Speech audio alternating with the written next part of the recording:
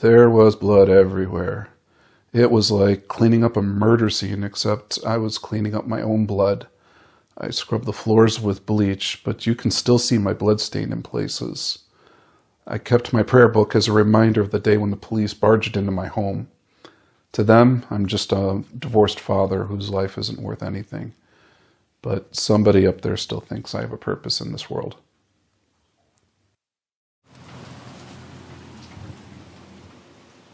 Alan. Hi, my name is Baruch Hashem. Baruch Hashem. So I like coming to Eliyahu. I've been coming here for years. I don't have to say a word, just sit down. He knows exactly how to do it, and he gets it right every time. Every time. נכון? כן. כן, זה אחרי שנים, אתה הייתי שנים. כן, אבל אני לא זוכר אפילו פעם אחת שהיית... שעשיתי לך משהו שאתה...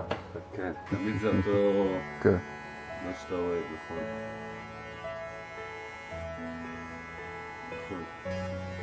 I brought my son here for his first haircut. אתה זוכר? כן. כן. בטח. חלקה. כן. היה לפני כמה שנים. בן כמה הוא היום? הוא בן 12. באמת? כן. וואו. כן. גדול, גדול מאוד בר מצווה. כן. בעזרת השם. בעזרת השם. All my adult life, I've advocated for children's rights. I've worked with kids on probation. I've worked in children's homes. Before I got married, I was a licensed single foster parent for some of the most difficult cases in Chicago. I've consulted with the director of the Illinois Department of Children and Family Services. And after we got married, we moved to Israel. I received my Israeli citizenship on January 31st, 2006. And 2 weeks later, the chairman of the Knesset Social Welfare Lobby recruited me as an advisor. At that time, I wasn't familiar with parental alienation or its devastating effects on children. All we knew at that time was there was a youth crisis in Israel, and it was only getting worse. It was strange because the data that we had in the Knesset at the time contradicted my experience in the real world. It was as if there were two different Israels. In the Israel of real world, you can't walk more than 2 blocks in Jerusalem without seeing a park full of children playing with their parents, both mothers and fathers. Israeli parents are very active in their kids' lives. They're not the kind of parents who give up on their children. However, a very different Israel exists on paper in the government. In that version of Israel, the rates of child abuse, child poverty, child neglect, and even crimes committed by the youth themselves were skyrocketing. This was while child abuse was at an all-time low in the United States and Europe. Israel was on its way to becoming the worst in child poverty in the United Nations OECD, and unfortunately by 2012 we earned that title.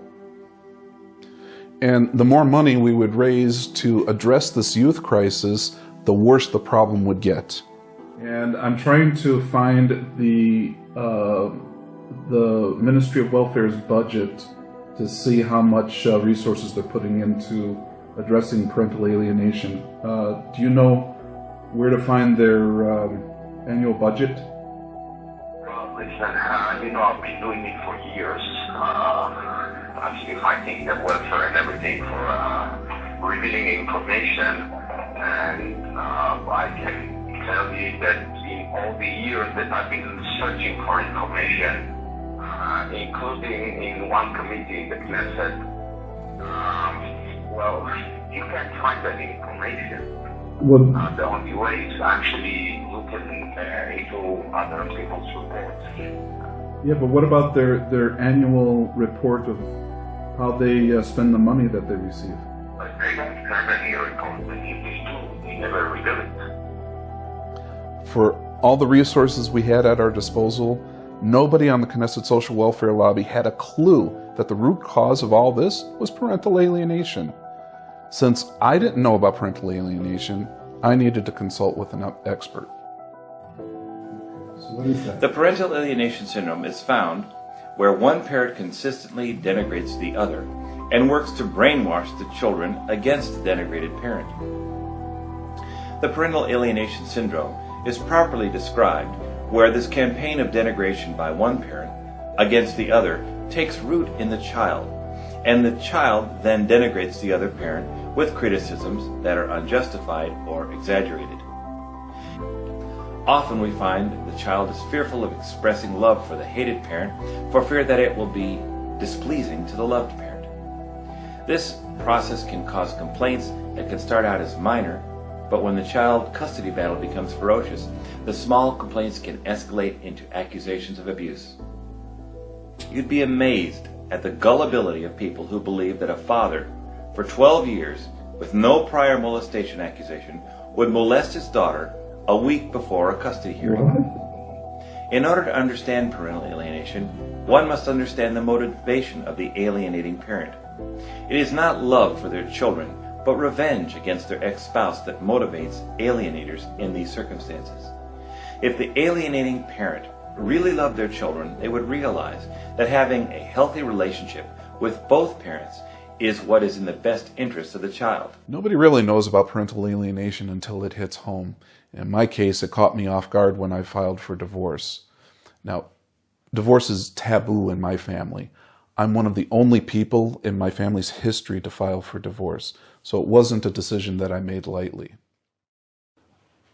I had heard that the Israeli family court system uses therapeutic jurisprudence, which is a fancy way of saying that social workers are supposed to provide therapy for the families instead of the judge weighing evidence to make decisions in the case.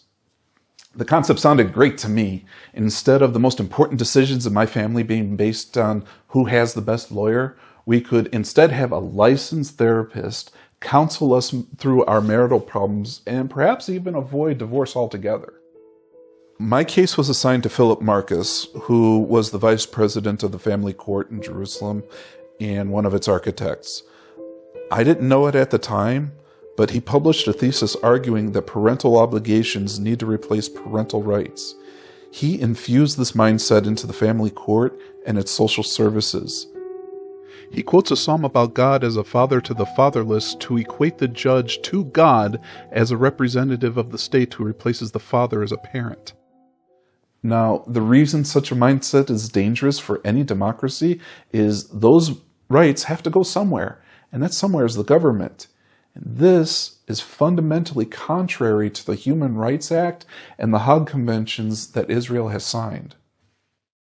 As soon as Philip Marcus took jurisdiction over my file, his first step was to throw me out of my home in the middle of the winter with no access to my resources. I nearly froze to death. You wouldn't think it gets cold in the Middle East, but it snows in the winter. The entire courtroom was just a kangaroo court with Philip Marcus. He told me he didn't care whether I lived or died, he only cared about child support. Very quickly, my situation turned desperate. I needed a good lawyer urgently. Without any money, I turned to legal aid to see if they could help me. They referred me to an English-speaking lawyer. It's good to see you again. I'm Penina Shapira, an attorney in Israel practicing family law. I've been practicing for 20 years. I guess a question that I have for you, you are a mother yourself, you have children, and you have grandchildren. And you have female clients who've been abused by their husbands, and yet you took my case. And I took your case because when you came to me and you told me that you were looking to do an amicable divorce and that you and your wife had no longer, it was irreconcilable, and you came to me and I saw what your situation was. And from the start, maybe because you come from America and I speak English, we were able to communicate very openly and very easily. And as part of that relationship as a client and a lawyer, I accompanied you to your home before you were even divorced to talk about how to separate and how to sell the asset and how to deal with whatever needed to be dealt with. And I met you after you had already separated from your wife. The problems were already existent. But I remember the little one running to you on the couch and hugging you because he hadn't seen you for 2 weeks, and you had moved out of the house, and he was so excited to see you, so excited to see you. And it was such a positive beginning. I was sure that there's no question in my mind that this was going to be a first of an opportunity to be able to see parents separate, but be able to raise children together. And I didn't see it coming. Months went by before the court-appointed social worker met with me. Meanwhile, my kids were completely cut off from me. And before then, they were accustomed to spending quality time with their father every day. It was horrible for my children to suddenly be cut off from their father for so long. But I finally had a meeting with a professional who I hoped would help us through our crisis in our family. I brought my credentials and documents with me to the meeting, thinking that we would be on the same wavelength as child welfare professionals, but she did not like my credentials at all. Why was she judgmental? We had 6 holes you. I don't think she was judgmental. Yes. She said you're doing very nicely, you're a good father, you play with the children very nicely. What should she have said?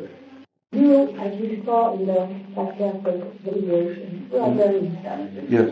Well, thank you. So, well, that's what the psychologist thought. And have you ever seen a connection center in the States? Well, it's like a train station. I know because friends of ours, our former director was there. Maybe she'd been to all the places. But they may say that it shouldn't be, you're the best part of the world, you shouldn't be supervised, and so on. In the U.S., that's our talk. She made a couple of things clear. One was that she had no intention of providing any therapy for us. And two was her job would be easier if I were to disappear and she only had to deal with one parent in my children's lives. She decided that I could see my children 1 hour per week under supervision in her office. In order to see me, my children had to go to a locked facility behind bars with an armed security guard in order to see their father. For the next year, we met in a small room with an 18-year-old girl fresh out of high school supervising us. Now, what message does that send to my children? They were completely cut off from their father for several months, after which they could only see their father 1 hour per week under supervision in a small office. It turns out that my story wasn't unique. In fact, 28% of non-custodial parents in Israel wound up under supervised visitation. It begged the question why Israel was using supervised visitation so excessively. My question wound up on the Knesset floor. פעם בשבועיים לשעתיים בפיקוח. אני רוצה לשאול את השר, האם יש שימוש מופרז במרכזים כתחליף להסדרי ראייה? האם אין בכך פגיעה בקטין כלפי הוריו? מדוע אין מרכזים נוספים ומפגשים יותר אינטנסיביים? והאם יפעל השר לצמצום השימוש במרכזים שכאלה כבכל המדינות המפותחות בעולם? טוב, ישבתי על חלק גדול קודם, אבל אני אשיב פעם נוספת. מרכז קשר הוא לא תחליף להסדרי ראייה. מרכז קשר זה מסגרת זמנית. זה לא דבר קבוע. המטרה היא לא מרכז קשר. המטרה היא שההורים, גם אם הם גרושים, גם אם הם פרודים, יוכלו לראות את הילדים שלהם בצורה סבירה, בריאה ונורמלית. להגיד לך שמרכז קשר זה דבר בריא ונורמלי, התשובה היא לא.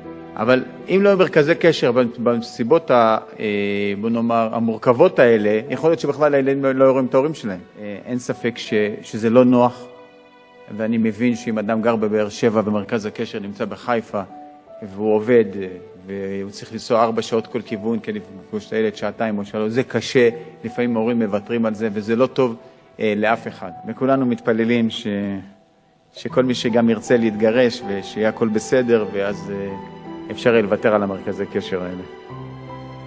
תודה, אני רוצה להעביר שאין לי ספק בכלל שמשרד הרווחה עושה עבודה מדהימה, ואני חושב שזה כיוון נכון. מה שמטריד אותי, שהשאלה נבעה מכך שמי הולך למרכזי קשר? אלה שיש סכנה להיפגעותם. זה בעצם מערכת להגנה על הילד. זה לא קשור להורים, זה הגנה על הילד. האם באמת החברה הישראלית מסכנת את ילדיה פי 6 מהנורמה העולמית? זה מה שמטריד אותי. האם יכול להיות שאנחנו ציבור כל כך אלים, שאנחנו פי 6 מכל המדינות המפותחות בעולם? אז אולי המדיניות של כיסוי הישבן היא בעצם הסיפור, ואולי השאלה היא תקציבית, ואולי טובת הילד, אם יש באמת סיכון, שיהיה יותר קרוב להוריו ולא אילוצים טכניים כאלו אחרים יגרמו לכך שכל כך מעט ילדים יראו את הוריהם, אולי בגלל שהם נמצאים במצב של סיכון. זו באמת שאלה ערכית. האם אנחנו באמת חברה כזאת? I turned to the court for therapeutic help, and their message was loud and clear that my life was worthless. It's hard to imagine that licensed therapists would deliberately make a vulnerable client feel worthless. It's even harder to imagine that this would be in a child's best interest. There was an awakening amongst Israelis that something needed to change. If we saw the true statistics, we would feel, first of all, we would be able to relax a little bit more. We would not have this atmosphere of a war between the sexes. You wouldn't have the need to always look for the gender feminist leadership to protect the women from the evil men, because you'd realize that the picture is much more complex, and there's a protecting side in men also, and family is a place where people love each other basically and are supposed to support each other and help each other out. It's not necessarily a place of violence. שלום, שמי רוני דרור, אימא לשני בנים, חילונית וליברלית, המגיעה מבית מסורתי. אני עובדת סוציאלית. בשנים האחרונות, במסגרת הדוקטורט שלי, אני חוקרת ועוסקת בתחום האלימות במשפחה. אך כיום מובילה אותנו לשיח חד צדדי נגד גברים, המכוון למעשה נגד מוסד המשפחה. השיח הזה מוצא את ביטויו האכזרי בעיקר בהליכי הגירושים, והוא מותיר עשרות אלפי ילדים הגדלים ללא אבא, אבות מיטיבים, ורובם כאלה נלחמים על ילדיהם, אך קורסים תחת הנטל של הניתוק, הניקור, תלונות השווא, המזונות ועוד. עשרות שנים של תיוג גברים כאלימים, מטרידים ואנסים פוטנציאליים כרסמו במעמד המשפחה. התהליך הזה חייב להיפסק. היד הקלה כלפי שלמות המשפחה מביאה גם להוצאה פזיזה מדי של ילדים מבתיהם. אנחנו חייבים לחזור לשיח המחזק את המשפחה, את הסמכות ההורית, את השורשים שלנו, את המסורת. כשקובעים על סמך דברים שלא נבדקו לגופם, שהילד יראה את האב רק בימים כאלה ולא אחרים, רק במקום כזה וכן הלאה. בסופו של דבר נוצר מצב ראשית של נתק, כי ילד שרואה את אביו במרכז קשר, הוא לא יכול לבנות יחסים עם הילד. לא ניתן בחדר של מטר וחצי על מטר, אני מבקשת לא למחוא כפיים. בסופו של דבר מי שנפגע זה הילד, זה האבא, זאת האמא וזאת המשפחה, מפני שמשפחה שאפשר היה לבנות אותה תוך כדי גירושין, כשאחד מכבד את השני, כשהילד מכבד גם את אביו וגם את אמו, וככה במקום לפתור בעיות, אנחנו יוצרים בעיות. The mother was awarded custody. There was a certain assumption, it's called in Hebrew, חזקת הגיל הרך. חזקת הגיל הרך. It's a tender years presumption. Exactly, tender years presumption, where automatically a mother is more suited to raise her children. But what happens when the mother abuses the children and the non-custodial father attempts to report that abuse to the court-appointed social workers? Okay, Ellie, 2 days ago I came here with my children. What did you see?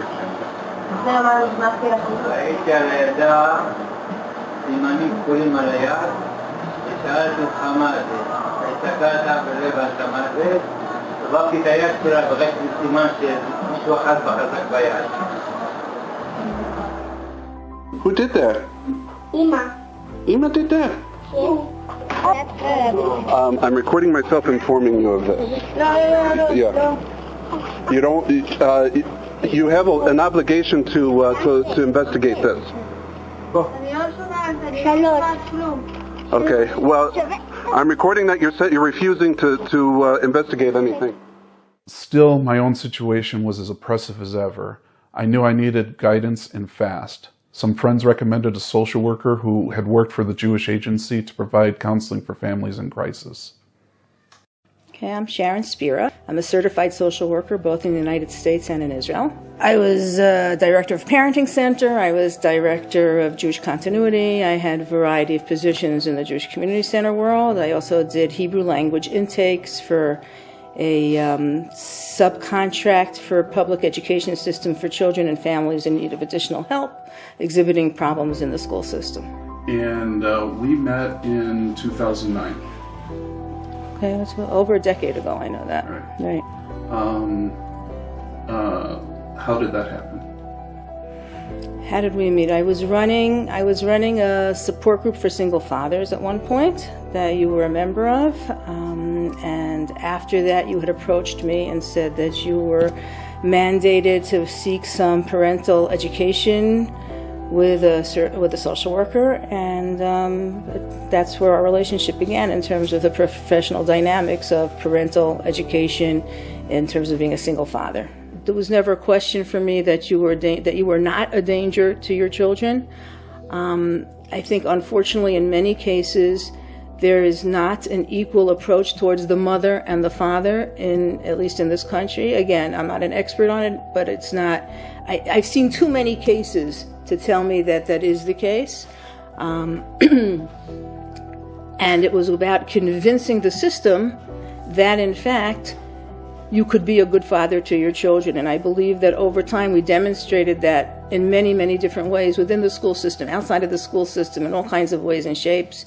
And it was a very hard sell. It was very, very difficult. The first break in my personal file came when Philip Marcus was pressured into early retirement over his abusive behavior towards a homosexual couple. He had abused many other fathers like me the same way, but this incident was different because the couple was a protected class minority. We found an ally in the most unusual place, the director of the Ministry of Welfare. When Yossi Silman took office, he vowed to clean up corruption in the ministry. אני רוצה להגיד שאנחנו לא מטפלים מספיק בגברים בקונפליקטים האלו. גבר שמורחק מהבית ונפגש עם הילדים במרכז קשר, אנחנו צריכים לעשות את המקסימום לעטוף אותו, להאכיל אותו וללוות אותו. זה משבר אמיתי, ואני הולך לרכז לפן הזה של הליווי, קבוצות תמיכה וכולי, כסף ותוכניות לעניין. אנחנו קצת מזניחים את הגבר בעניין. מילה אחרונה. יש הרבה כאלה, לא כולם, אבל יש יותר מדי כאלה, שבאות עם אג'נדה מכוונת מראש, והאג'נדה הזאת, העובדות לא מעניינות אותה. זה שכאן האבא הוא תפקד כהורה העיקרי. זה שהאימא מתנהגת באופן פוגעני כלפי הילד, היא מסתירה את העובדות האלה מבית המשפט, או שהיא מטייחת. This had a direct impact on my family. The social worker who had vowed never to let me bring my children back home with me was replaced with a new social worker. And so long as Yossi Silman was the director, I could rely on this new social worker to advocate for my children's best interest. And life was a lot better for everyone, especially my children. Abba matok, Abba chacham, Abba tov. This I love you. And he's and he's smiling for you, and he's Abba, and he do like this. Yeah, wow. That was so fun, so fast. I almost broke my back. Hi, Abba. Good morning.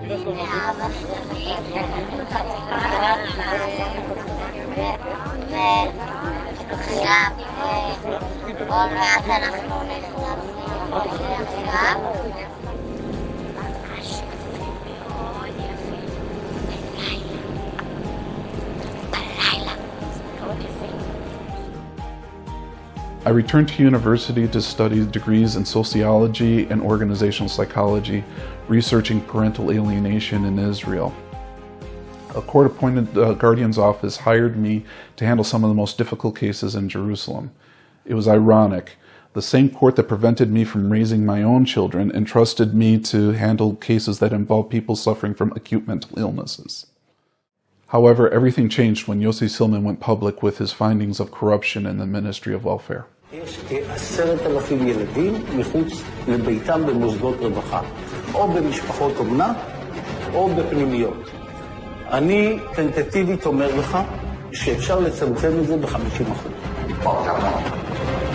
הריבוי של המוסדות וסוגי המוסדות, כל הצורות האלה, הן הולכות ומתרבות, עוד מסגרות ועוד מסגרות ועוד מסגרות. זו באמת תעשייה שהולכת ומתפתחת ומתרחבת, והכל על גב הילדים והמשפחות שלהם.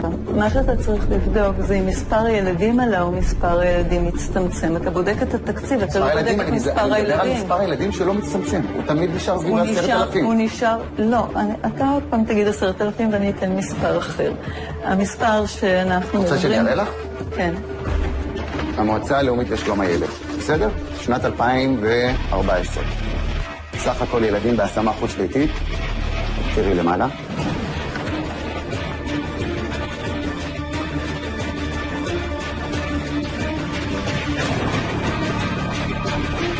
נתונים שלכם.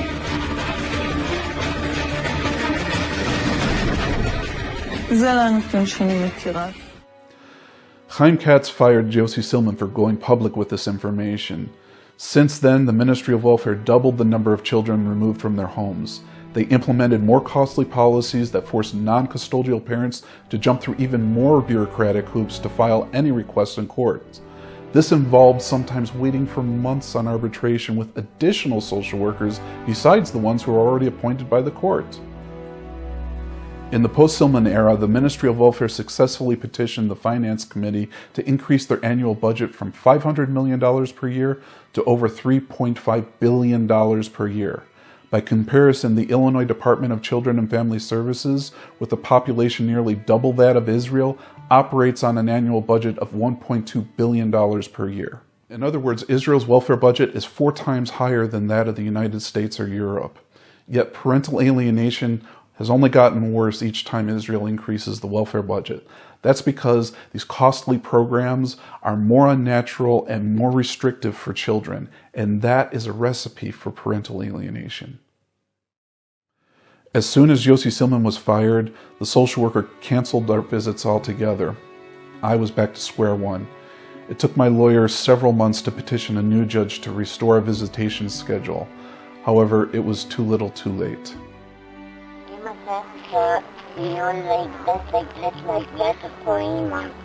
When did Abba do that to Ima?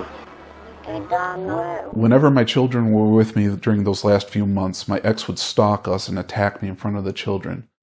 In this incident, she grabs an iron fence from a security guard to smash into my face. That was the sound of the gate smashing into my hands as I blocked the attack.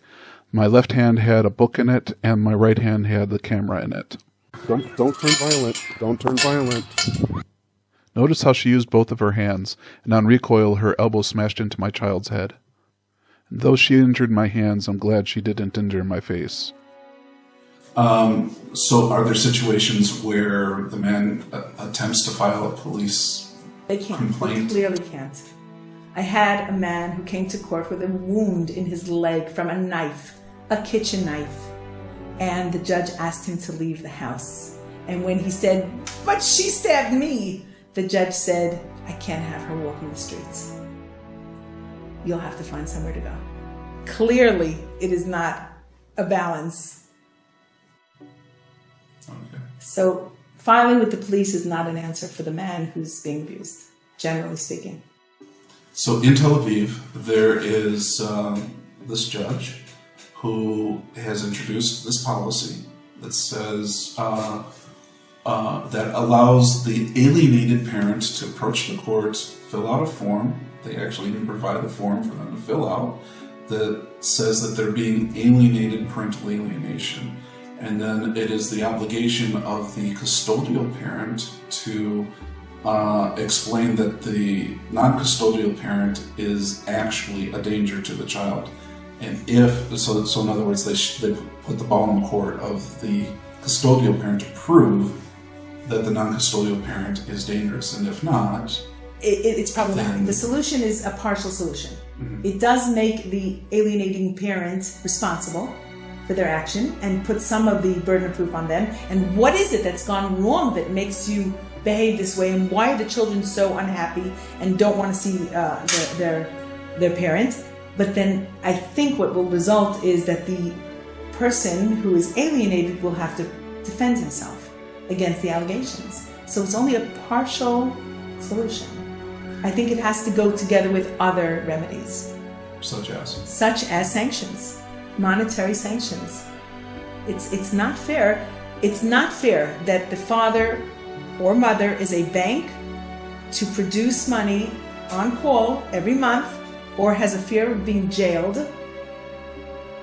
Go right to the hotel lapal, and after a certain amount of time and a certain amount of responses, there's a chance of being jailed for defaulting on child support, but yet the child is not obligated on any level to have a relationship with that parent. And in order to be relieved of that child support, the maintenance ruling, the alienated parent has to prove that they have done everything to have a relationship with the child. And until he does so, he has to pay. And it can take 18 years to prove something like that, which is very similar to a story that we are aware of. She sent the police to harass us on every visit. I was arrested and interrogated numerous times, and the trauma was overwhelming for my children and taking its toll on my health. Go have a barbecue. Do you want to come have a barbecue with Abba? Okay. You want to tell Abba why you're sad? Huh? No? You don't want to talk about it? Let's go have the barbecue then, okay? We don't have to talk about why you're sad if you don't want to. So, and I'm also not allowed to take out of the courtroom personal information. Okay. But allegations were made. And those allegations were not believed. And nobody went and stopped the visitations. And you were seeing the children until one day, out of the blue, they refused to come with you anymore. They refused to come to their visits.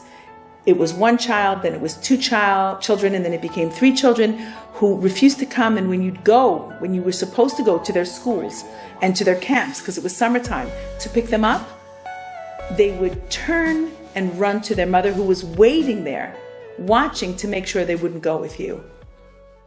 But nobody would intervene. Not the courts, not the police, not the social workers.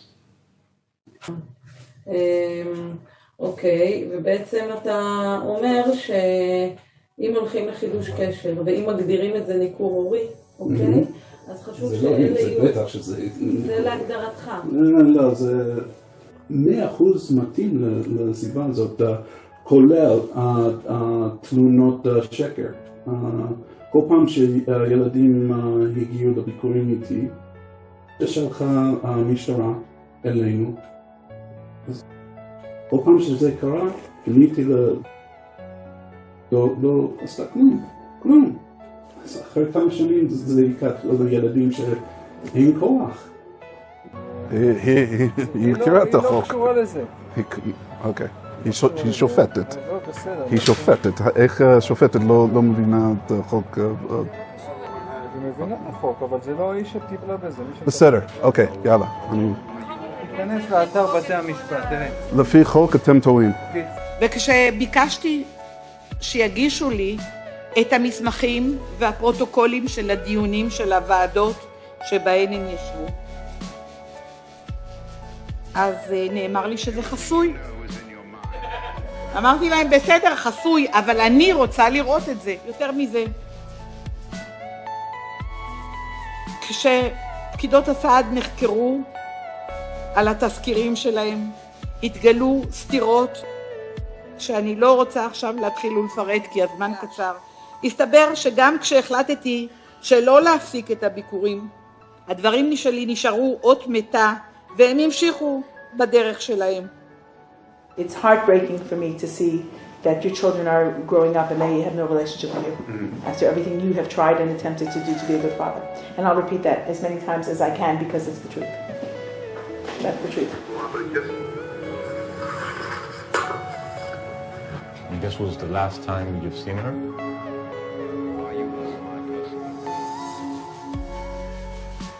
So, this is some artwork that my kids and I did together. when they were younger. My son made this bank, and my daughters made the rhino and the lion. And I keep their books over here. Some of them are in Hebrew and some in English. And this is their bedroom.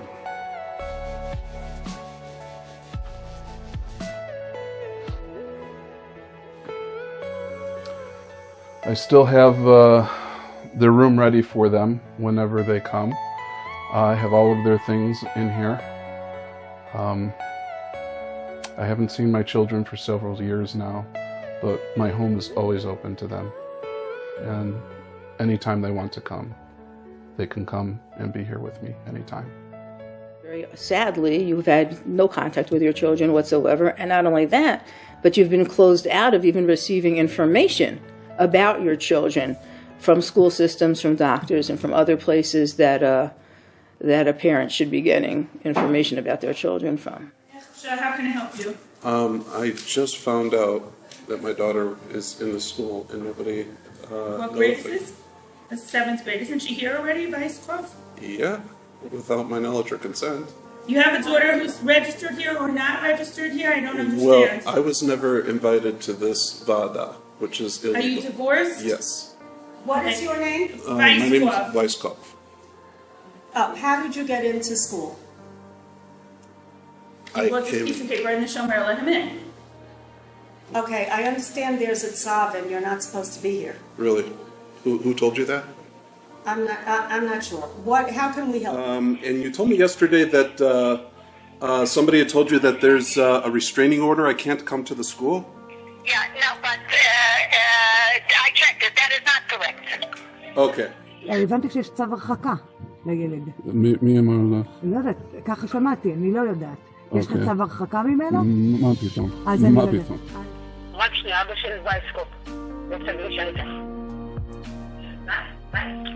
זה וייסקופ. אוקיי, מחר היא תתאם איתך, אוקיי? אוקיי, איך היא תחזור אליי? יש לי את הטלפון, לקחתי אותו.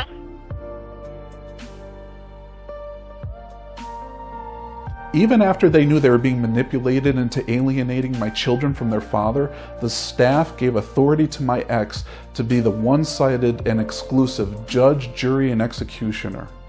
But for as long as there's no process in place that will prevent false allegations from being made and then being rewarded when in fact they are disproven, the system will continue, especially if we're dealing with the advent of parental alienation, because the whole goal of the alienating parent is purposely to distance and destroy the relationship between the other parent and the child. So if there's nothing that's going to work against that goal, and in fact it's going to reward that goal every time, then unfortunately these kinds of situations arise. It was basically all kinds of committees that met and decided based on the input of people that didn't have full stories, that didn't have access, and the lack of forcing a parent to be part of a therapeutic process that enabled the situation to come about. It's very sad. It's really, really very sad. How does a court prevent parental alienation? Again, we're still in our very, very first stages of dealing with it. In your case, you are one of the pioneers in this area, and we have been in court now 2 years, trying to get a court to recognize that there is parent alienation. Decades of research shows that the long-term effect of parental alienation on children includes low self-esteem, drug abuse, and even suicidal tendencies. In other words, the effect of parental alienation on children is the same as physical and sexual abuse. The World Health Organization recognizes parental alienation as a psychological problem. In Israel, 2 populations at high risk for suicide are alienated fathers and children who have been victimized by parental alienation. This trend must stop for our children's sake. When a whole system perpetuates parental alienation, that society condemns its own future generations to social breakdown. I will say that I believe that parental alienation has long-term, lifelong traumatic effects on children. Both for themselves as individuals and for the future lives that they themselves build. in a relationship with another person, and if they themselves become a parent. So I think that it has multiple long-term, deep considerations that we ought to start taking note of and dealing with, and not keep ignoring them and sweeping them under the rug. Parental alienation destroys the foundation of society, which is the loving bond between children and their parents. We can solve 90% of society's problems simply by implementing policies that consistently prevent parental alienation.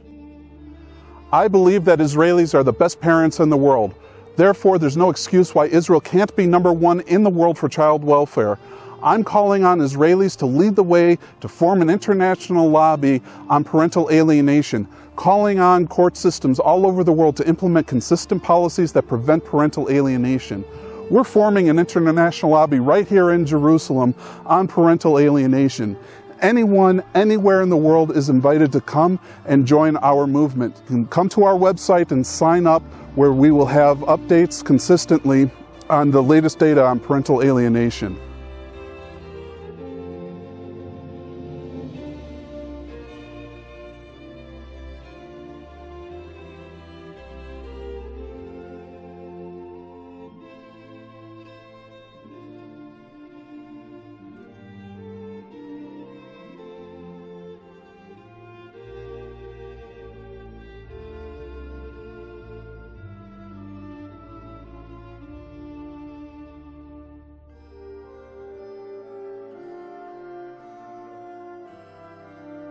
I want to close with an important message to my children.